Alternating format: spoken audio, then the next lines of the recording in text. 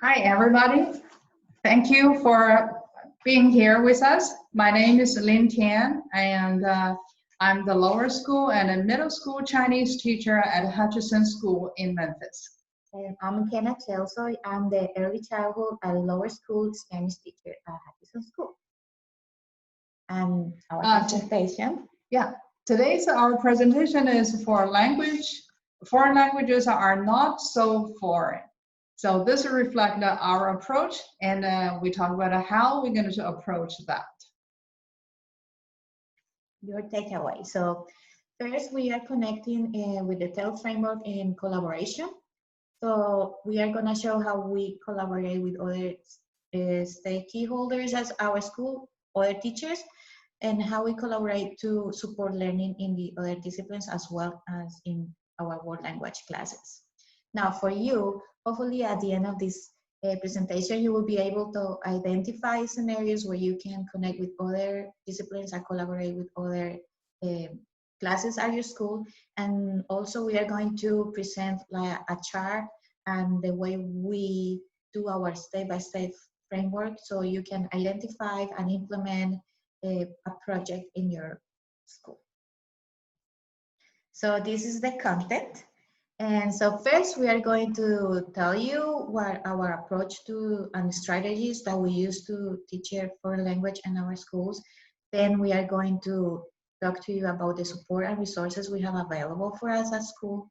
And then in that part, you can also start identifying some resources that maybe you didn't know you have at school, and then you can also use them.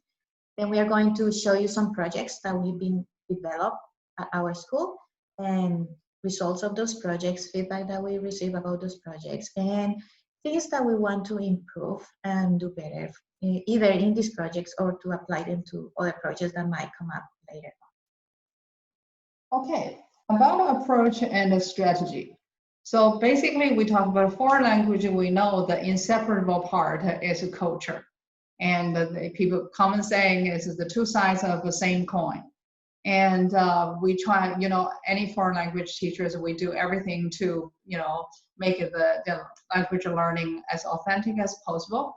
So we use authentic materials, movies, and songs, and cultural celebrations of special festivals and days. And then we go to the community, or we invite the native speakers coming in and do, just make the language, learning as authentic as possible. And of course, we do that as well. But we wanted to go, do a step further. We understand, we're thinking, language basically is everybody's everyday tool. People use it for, they go about it for everything. So how are we going to pull this language together, even as a foreign language, to the students? So what we've been trying is through cross-curricular projects to provide this implicit learning experience for our students. Hopefully, students can relate and make the learning meaningful and relatable to their daily life. So always foreign language become not so forein. That's exactly. Part of the regular life. So yes. That's where the title came from. Yes. Try and make it not so foreign. Yes. And for the support and the resources we have, we feel we're lucky, right? Yes, and the whole school, from the head of the school to division heads, and everybody, share our approach and the way of teaching. So we're supported really throughout, and also the teachers. And so this is the picture showing us every year at the in-service before school really starts. And we plan all the specialty teachers, like language, arts, music, and sports, science. And with the classroom teachers, we plan together. We go through all the units through the year, what they're learning, and we identify what the opportunities or project fit in for everybody. We can chip in for different aspects to teach the whole language and the whole experience. So here we have an example of some of the units the second graders learn. So I would say we start with the big picture.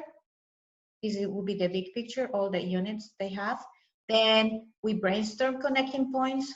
So in this case, the ones in blue is where we found that we can kind of chime in and do some things with them. And we start brainstorming possible projects after we find those connecting points. So right now we are going to show you examples of some of our projects. Sometimes the projects are gonna be big, like it's gonna take a whole quarter. Sometimes it's just a small project. So we decide which way is better for us to connect. We are gonna present you, these are kind of relatively big projects. Bigger, yeah. So more in the big size. So we have two, one for the lower school will be the silletas project, and these silletas are is a product and we use it in Colombia to parade, and it's made out of flowers. And then Lynn is gonna tell us about a middle school project which uses the bok choy. Bok choy, yeah. So here goes Lynn, and she's gonna tell you more about their project. Okay. I think at this one, before we talk about specifically the bok choy project, and we talk about the way I was, processing how we get there. And the first one I told, your goal. So to decide on your goal, there's a different aspects that affect. So you need to think of the language can do statement based on the language level, right? And also you have to think of the student's age and the culture implemented, elements in there. So all those things become factors to decide, made to affect your decision what project you want to do. And once you have that in your mind, and then you can just reach out to other teachers to see what they are doing. So what are they're doing to fit in what you wanted to do. Say for example here, I have you see here, teacher one, actually that's an English teacher, and they do descriptive writing and poetry. So, and anything you can write about. So, and the second one, we have the horticulturalist, the farm teacher, and she is teaching the girls gardening and healthy eating. So the bok choy, that's just, vegetables. And teacher three here is science. Science, they just finished, at this point, they finished the human life, and then they move into plant life. So that is perfect fit. And then number four, I just put it here. You can be, as if I have other teachers, you can do any whatever. So here I put the cultural, meanings for Chinese lifestyle and cooking. So I think that's a good object and project for them to tackle that point, that aspects. And then the implementation part of this is the steps. So I have phase one, phase two, phase three, and vocab, sentence, activity. So it's pretty much on the, the same. The variation is on this part is focusing on the language. At each stage, how we're going to, relate to what we're doing with the language we're going to touch base on or learning. Okay, now go to the bok choy project. The bok choy, why I choose bok choy? Okay, bok choy, for one reason. This is, of course, it's a Chinese vegetable, and and then the name is actually the English name bok choy is in Chinese, bai cai. Is the English adopted the Chinese pronunciation and bai cai, so it become bok choy. So that way you can even talk about how languages learning from each other, not just the the atom. So this is for the 5th grade explorer class. So I see them, the class meet once a week for 1 hour. And this group, by the time they go to, 5th grade, they already, having Chinese every day, every week, once a week from 1st grade. So they have some vocabularies already. So that's why we, at the beginning, we review the vocabulary that they learned, and then we focusing more of the, the language, sentences, how they make it, them to use it. We toward more the, proficiency levels and the understanding of the language used through this project. And of course, culturally, learning the Chinese cuisines and learning, how to cook in Chinese. And the final experience that is like we cook. I cook for them and show them, and they will, taste it of the bok choy. So here is the first stage. So phase 1 is planting. So you see we're in the greenhouse. That is in February. We're lucky. That's one resource. We're in the warm climate, right?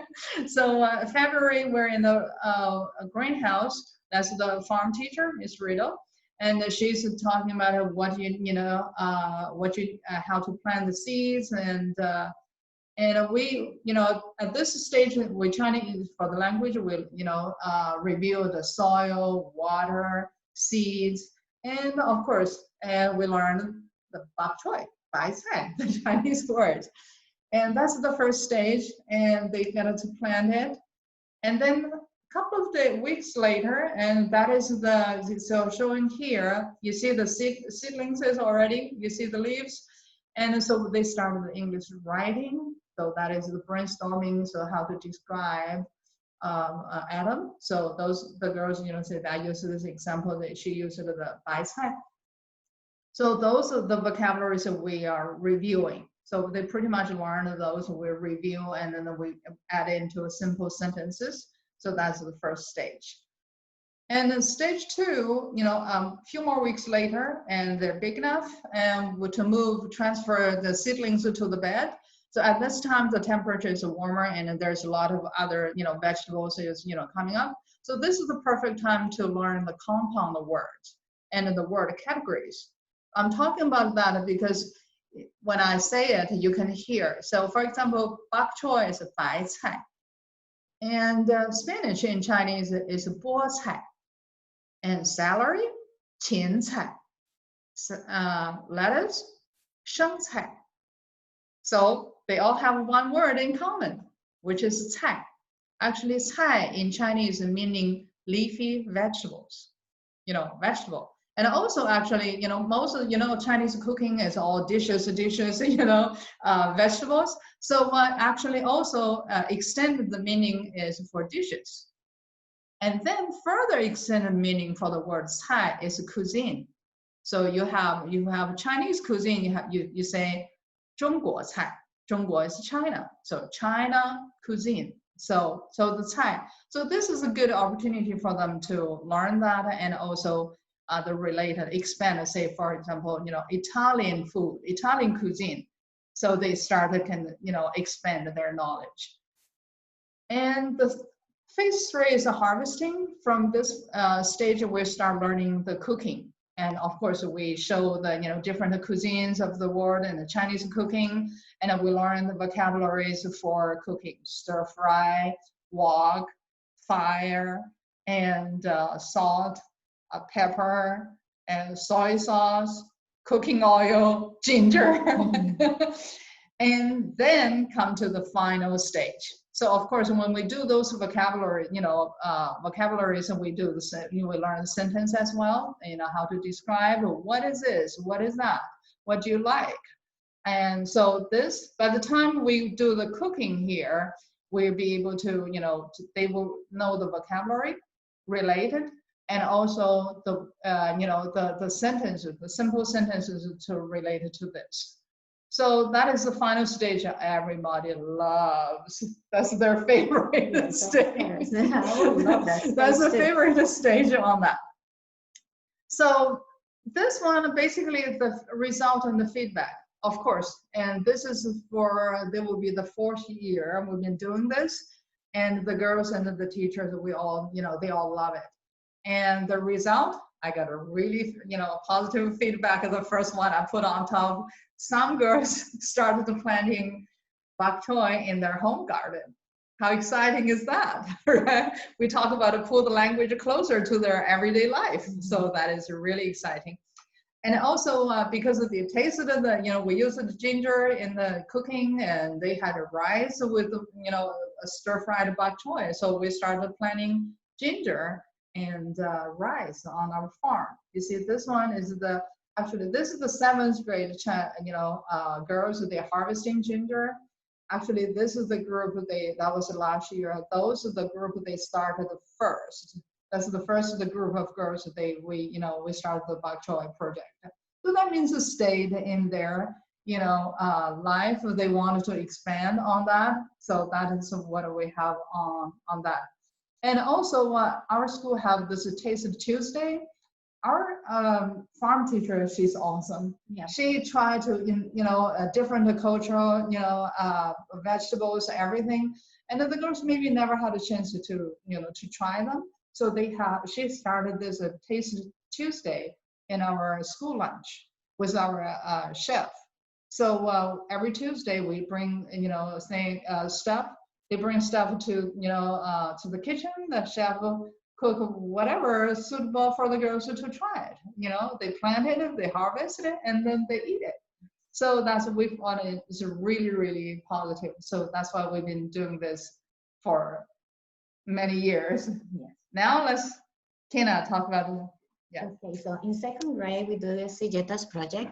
So we figured out a project that can connect with the cultural aspect. So in my case, in my country, in Colombia, we grow a lot of flowers. Actually, most of the flowers that you find in the United States come from Colombia.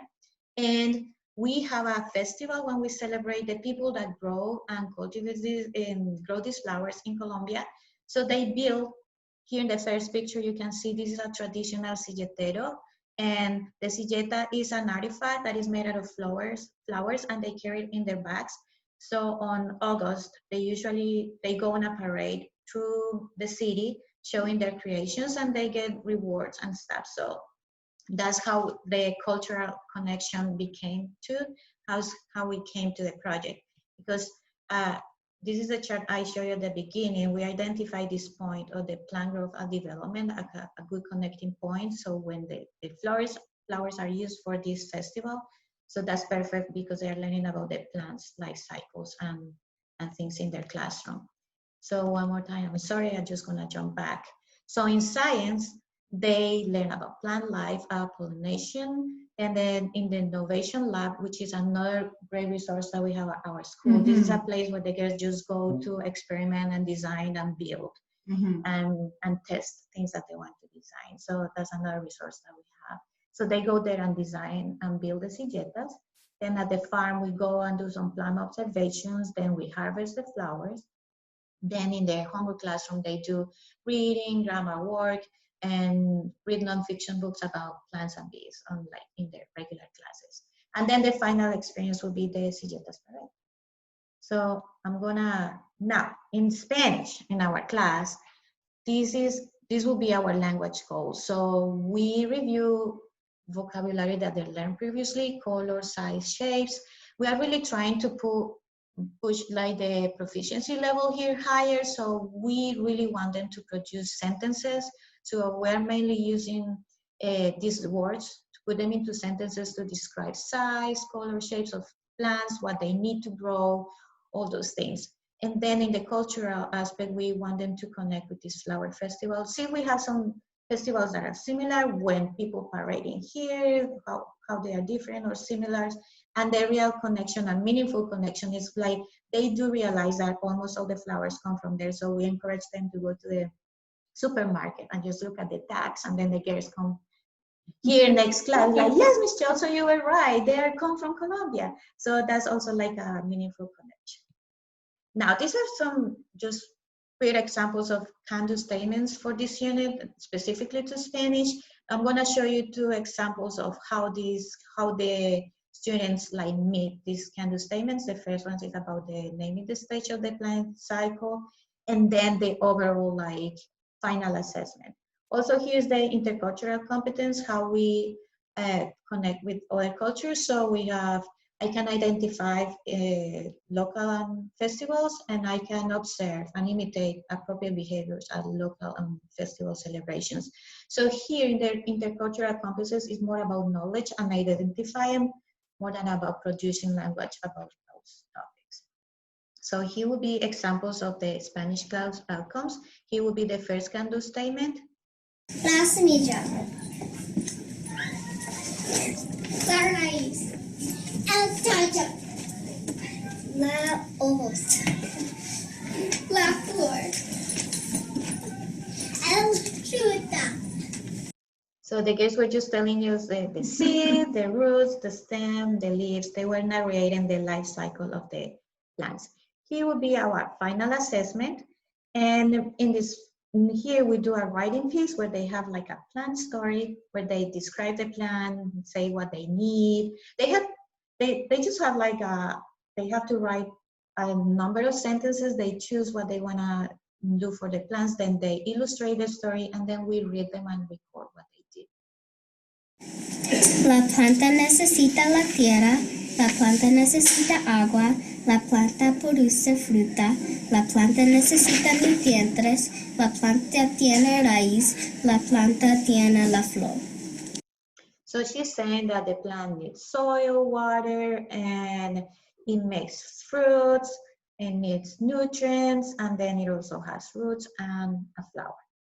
So that would be our final assessment, what we learn with the language. Here in the next slide, I'm just gonna show you the other part of the project. So I show you the language results. Now I'm going to show you what they do in the other classes while we are learning all these concepts in Spanish. So in science lab, they learn about plants, the plant's life cycle, and pollination. The first picture is showing you some testing with pollination, how bee pollinates other plants.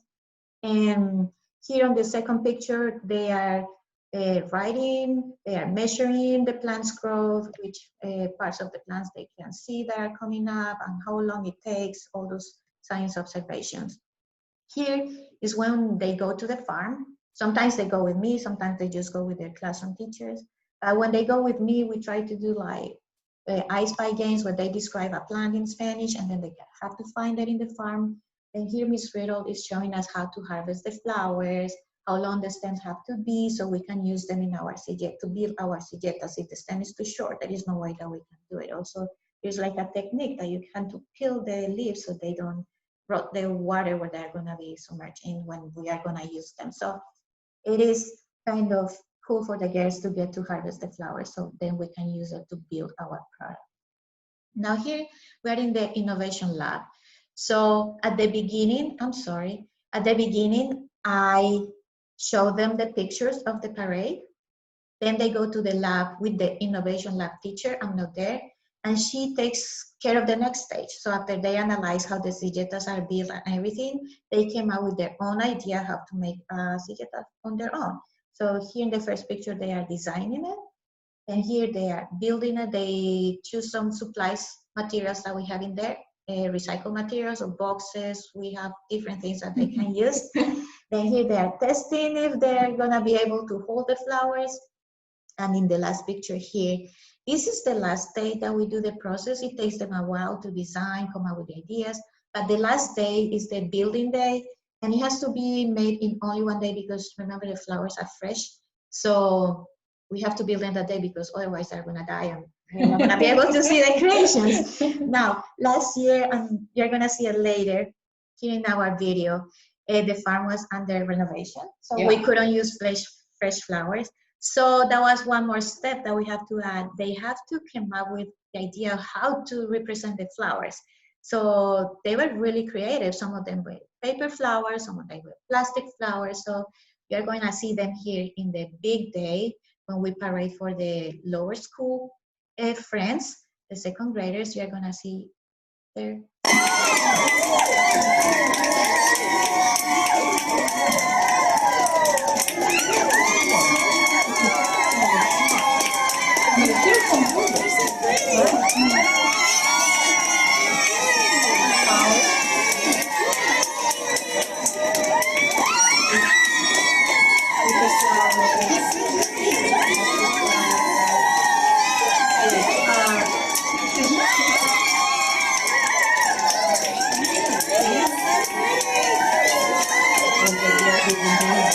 This video. Yes. And the good thing about using recycled materials is that you can display the product. With the flowers, with the real flowers, it was just like a 1 or 2 day thing. With this one, you can last longer. So some of the results feedback that I received from this project is started small. The first time we did it, just like in the gym, we just parade like 2 times and that was it. But it became such a meaningful thing for the girls that it became a tradition of the school. So we have this big day that is called Black and Gold Day at Hutchinson School, when we celebrate the school. The kids, like, we will just have like parades and celebrations. It's a crazy day for us. Yeah, it is. So it's our party day, and it's perfect for them. So now the silletas parade is part of that celebration. So it kind of became part of our school culture right now. Okay, Lynn. So of course, there are things that we always want to improve, and that's our role as a teacher. We have to model that we are always learning, and we also want to improve and make things better every time we do it. And yes, we wanted to measure the proficiency levels and collect the data to see how this is effective for different girls. And then we wanted to see design maybe more refined steps for differentiation. Different girls learn differently, and collect the evidence from other subjects involved. So just like Kenna said, no matter how many years and how many times you do this, you always find places to improve.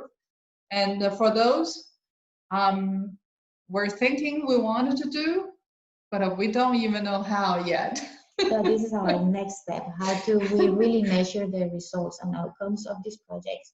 And we do know they learn. We do know that they are meaningful for the students. We do know that they are taking that and like even in a personal basis, like they are planting these things at home. So it is meaningful for them. But now we have to really collect data and see which proficiency level is pushing them. If they are just like novice low, novice mid, novice high, maybe find ways that if we want them to push harder, so maybe start hitting other things, like maybe asking more questions so they can start pushing into another level using more connectors. So we'll see, but all it comes with the data and seeing all these results. Now, getting to the end of our presentation, hopefully you guys will be able to identify some scenarios where you can start doing these things. You don't have to start big. We started small, but then it became kind of big with the process and each year. So just start connecting with other classes, and also the step-by-step that Lynn explained, this chart will help you organize those ideas, and so you can start implementing them at your own schools. I think for me, when I use it, it's just like, just to remind myself, okay, I need to consider this and this so I don't forget. And but every school and every teacher has a different situation, who you work for and what kind of resource you have. Basically, that is just a guide, a reminder, what you can, hopefully that can be helpful when you go through the planning and the designing process. And but of course, everybody can do something different based on what resources you have. And basically, hopefully this can, you find something helpful. Some ideas. Something helpful. We love it, and we thought we want to share this, and hopefully you can take some ways, you can tweak it and change it. So you can make the foreign language not so foreign for your students. Make it work for you. And here's our information in case you have some questions or something that you might need help with or clarification. We don't have all the answers, but we will be happy to help you somehow and answer all your questions. So bye. Okay, thank you very much.